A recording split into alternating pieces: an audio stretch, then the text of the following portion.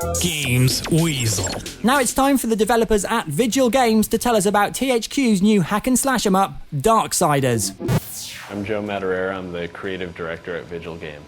Darksiders is an action-adventure game. You play War, who's one of the four horsemen of the apocalypse. He is framed and punished for having brought the apocalypse to Earth before it was time.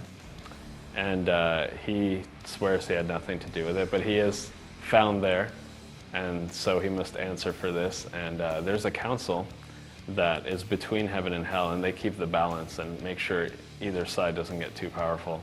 And so serving the council, War is actually given the chance to come back to Earth and prove his innocence. And he'll uncover a conspiracy between heaven and hell. He'll have most of his enemies are demons, but there are some that will help him. You'll fight angels.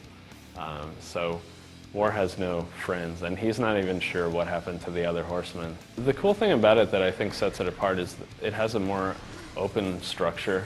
A lot of games move forward in a linear fashion as you advance the story. You can't really go back without, breaking that story. So the way ours is structured, though, is that as War gets more powerful and gets new abilities, it actually allows him to unlock areas of the city that he couldn't get to before. Well, there are a ton of combos and just moves with your sword. I mean, just the sword on its own, Chaos Eater, War Sword, it builds chaos so that you can turn into this demonic form every once in a while. You might have seen that. It levels up. You can equip it with an enhancement so that it has like a secondary effect, and you can swap that in and out throughout the game as you find them.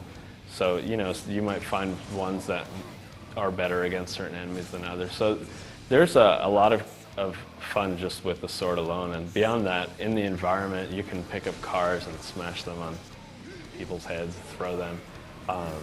You can get secondary weapons like Death Scythe. You get some guns, and you can combo seamlessly in between your sword and those weapons.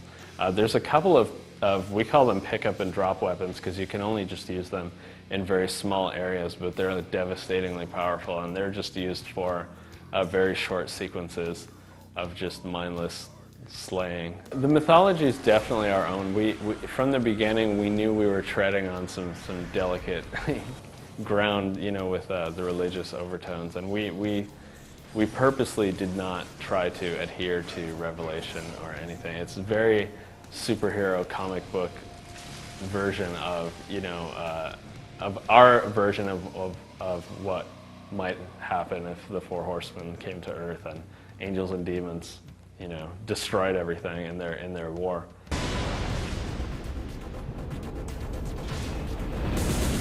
You've been watching a review from Gamesweasel. If you want to get the show each week, which includes video game reviews, news, previews, competitions, and special features, then head over to Gamesweasel.com for our video podcast, Gamesweasel TV. Gamesweasel.com.